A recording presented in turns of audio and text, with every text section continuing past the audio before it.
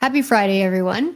This is a special edition of Teresa Better Life for a few reasons. Some behind the scene with me trying to work out this StreamYard technology and all of that, but also I owe Megyn Kelly an apology. I was so annoyed when I found out she had been subpoenaed and she didn't mention anything about it.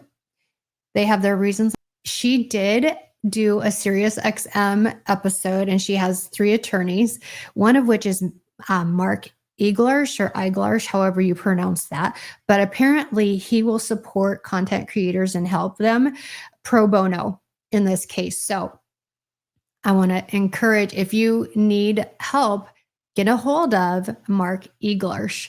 So anyways, I wanted to play this for you because it's delicious. First of all, she rips Blake and Ryan. There's a lot of shade, but she does stand up. And also, I thought she was being a little bit shady when mentioning content creators as the little guy. She wasn't.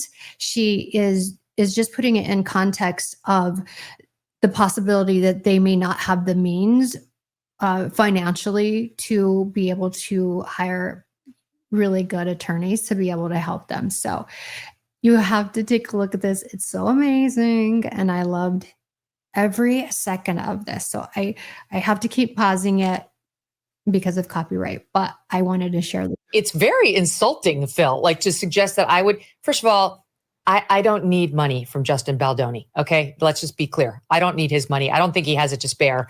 And I think he's doing okay. Steve's helping him out. I think, they've got it covered. Don't need his money. And it's an insult to me. It's an insult to Baldoni. It's an insult to Brian Friedman. It's an insult to Candace. It's an insult to Perez Hilton. Like all these people. I don't know Perez in his, situation, but I firmly believe Candace would never take money from somebody to do her reporting. I would never take money from somebody to do. I don't think any of us would, especially when it comes to Blake. We all do that for free. My reporting. And this is her trying to smear, to use her word, the reporters who are out there who aren't in love with her. Okay, so smear, her whole thing, she's been smeared. This was a whole entire smear campaign against Justin from the very beginning. That was her intent. She wanted to poison the cast and all of us against Justin. It's been a smear campaign from the get-go. Yeah, look, in my opinion, let's be very clear. I'm stating my opinion here. Don't send him a subpoena, Blake. This entire litigation train is probably being driven almost exclusively by the attorneys who have a financial interest in the longevity and complexity of this litigation. So not only by attorneys, but the PR firms.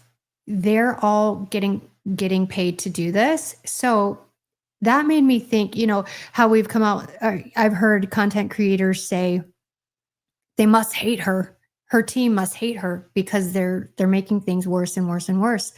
They are, but maybe it's just good old fashioned greed. It's almost like a class action case where the only people that benefit are the lawyers. And so, look, Baldoni is probably being bled dry by the litigation costs. And, she's the one that launched this whole thing with a, in my opinion, specious claim of sexual harassment against him. And now to see that she's extending this out and she's going after public figures like you and others who have, like you said, come to their own conclusions about what they want to think about her. It just confirms my suspicions. And look, I'm like you. I have very low opinion of her. Low opinion. Now here comes the rest of it. That's so good. I have never really known much about her until this litigation started, but it didn't take me long to reach my own conclusions. And wasn't influenced by Baldoni. I'm influenced by her and how she's behaving in this case. It has nothing to do with him. And honestly, if there's anybody that I care less about than Blake Lively, it is Blake Lively. It might be her husband, Ryan Reynolds. These people have zero impact on my day-to-day life. I don't even think about them unless. I think that's the case with most of us. We didn't think about them. Hardly at all. Lesser until somebody's talking about this litigation in the media. And so it just has this unseemly air about the whole thing. And quite frankly, I'm ready for this litigation to be done with, but apparently it's going to be dragged out as long as it possibly can. Yeah, Friedman just took her deposition at the end of July or early August. Mark, you're known, at least to me, for defending the little guy and like people who don't have a lot. Like you'll step in and help them. That's the thing that's really galling to me about this. Is it's like, well, so here's the part that I love and why I owe her such a big apology. I'm sorry, Megyn. one thing to come after me. Obviously, I've got good lawyers. I did not use Brian on this because he's already involved in this case, but I did hire a lawyer and it did cost me some money, and we made sure that I was protected, and we gave her the middle finger. But there are, social media influencers who are just starting out their online careers who have no money and wouldn't know the first place to call to get a lawyer who could defend them on this. So she's being so sweet and so supportive. And that's what I wanted from Candace. So when this happened yesterday, I just assumed Megyn was doing the same thing and not even really thinking about them or caring about them. So I love this. I love this. I love this. Kind of a subpoena that comes from these powerful law firms who then are trying to bully them. More than one has gotten a motion to compel after they've said, I'm not giving you this. And by the way, like just the obvious infringement, just because you're a social media influencer doesn't mean that you don't have a First Amendment protection in dealing with sourcing, which she's trying to probe at. She wants to know people's sources and see communications with sources. Just the overreach. And again, the bullying nature of it is offensive. Yes. Go, Megyn. Thank you, Megyn. Would be one of those cases, I'm glad you brought it up, that I would say if somebody called me, they didn't have the money, I would consider assisting them for free. Perez Hilton, call Mark Eiglarsh. Because it is distasteful. Now, I don't feel the same way you guys do. Distasteful. It's so distasteful. Like her alcohol, like her clothing, like her interviews, like everything. You. As of yet, I think he just said she gives him the ick. I don't judge these people individually. I don't know them at all. I also do not know fully the merits of what she's alleging or not. I can tell you, however, that some of the things that she did allege, we've discussed on this program a number of times, how it's not necessarily supported by the evidence. And that all you need to do, like Garagos and I do and Phil does in the criminal arena, is create reasonable doubt. I don't know that you need to take every single thing that she's alleging and disprove it. A couple of things are clear or they're not. A couple of things, more than a couple of things are clear in all of this, all of it. You'll have the footage of what occurred during shoots to undermine some of the things that she's alleging. And I think we've already done that on this show. So my concern legally is that what's being alleged isn't necessarily supported by the evidence. They see it. We all see it. What? How? Any sane person sees it. So how does this team? It has to be pure greed. Final point, and then I want to move on. Mark Garagos, how many public figures have you represented? When you are famous, people are going to write and think and feel negative things about you. Okay, so it's not even when you're famous. I have to stop her there. It's not just fame or notoriety. It's right now, anybody and everybody hates on the little guy, on the big guy. You just get a lot of hate when you're out there. It comes with the job. The nerve. I mean, in this way, it really did remind me of Harry and Megyn, to try to go around whack-a-mole and harass like these, and I don't mean this insultingly, but like low-level social media influencers.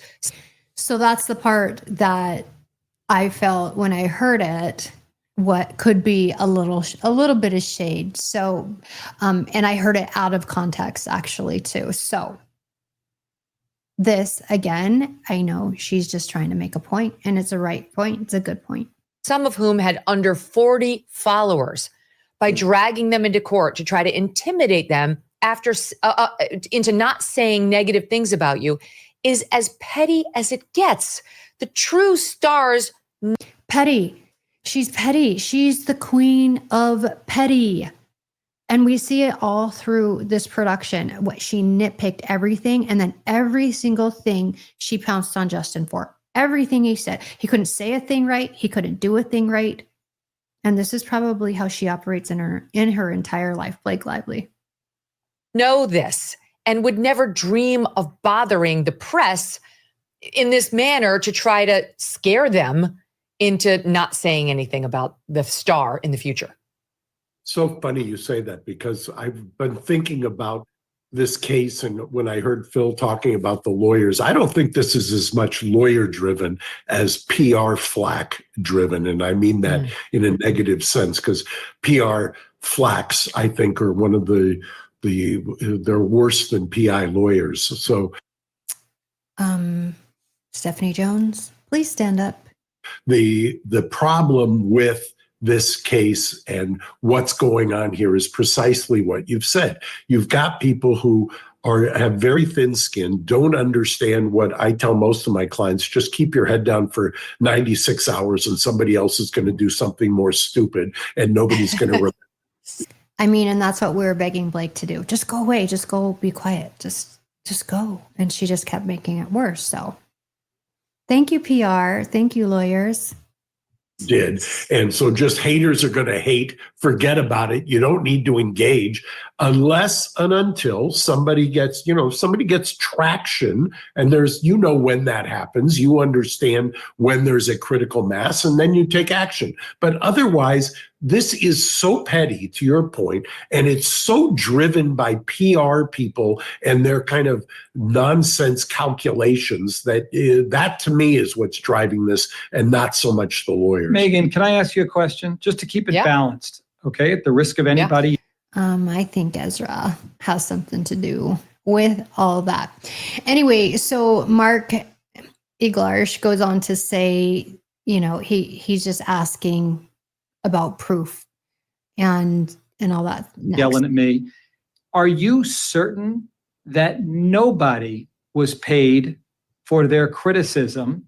And if you're not certain, don't her lawyers have an obligation to explore and potentially, not necessarily you, but others, and see whether there's any evidence that corroborates that this was exactly what they alleged? No, because it's throwing darts at a board. It'd be one thing if they had a basis for it. Someone gave them a tip. Well, that's my question.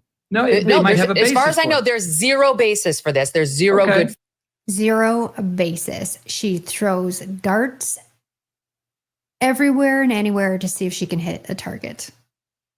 Faith basis. Oh, and then she claims it's a moving target. Non-traceable, fingerprintless. To allege this. Fair enough. You'd have to have a tip, like, hey, I heard that, Joe Schmo is getting paid by Baldoni for the, as far as I am aware, and I've been following the coverage of this, there's not even a hint of an allegation along those lines. Go ahead, Mark. I was just going to say, and by the way, Mark, it's a frustration. Do you know how many times in a criminal defense case I've wanted to pierce source criticism because I know that it's law enforcement who's doing it, but you can't do it. It's there. It's a wall. That's it. Sorry. Then the point's been made. If there's no good faith basis to believe that someone's been paid, then there is. And I think her only good faith basis is probably her PR team telling her it's happening. And she's just believing the wrong people. She's just believing all the wrong people. So there was this other thing. Okay, so she's also, Blake Lively has subpoenaed the private investigative company. And, I think that's not going to go anywhere either, but we'll see.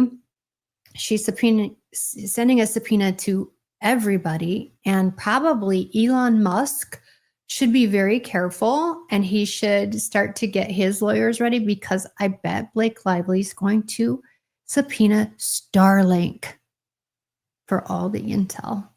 They're next. So the other thing that was going on that I loved is this this article on Yahoo Entertainment that Blake Lively officially removes Taylor Swift from her guest list.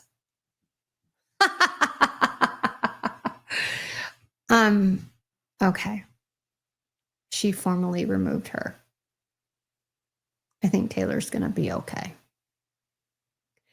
Anyway, I did have to stop and play that for you. I had to say, not that Megyn Kelly hears anything I say, but I had to go on record and to say that I owed her an apology. Even though I still stand by, I feel like it would have been much better for her to disclose that and to stand in support a lot sooner, because for a lot of the content creators, it's already over. I mean, Perez still has his, I think Andy Signor still has his, but the majority of content creators that I know of anyway, have already had their subpoenas withdrawn. So watch out, Elon. Blake's coming after Starlink next. Anyways, you guys have a good long weekend. If you get it, kids are going to start back to school next week for a lot of people. So I wish everybody the best of luck on that. And I thank you for watching. Please subscribe to my YouTube channel. Please subscribe or follow me on Instagram and TikTok. My goal is to be able to go live simultaneously on Instagram, YouTube, and TikTok. I need over 1,000 on Instagram for a little bit of a buffer for when people come and go there. So I do need some more support over there so that I can go live. And have a great weekend. Talking news, pop culture life, love and scandal, heart to heart. Teresa, better life. Real is where the reset starts. No playing small. We rise, we fall. We laugh, we do it all. A better life is one brave call. Teresa, better life. Let's build a better life. Let's build a better life. A better life. Teresa, better life.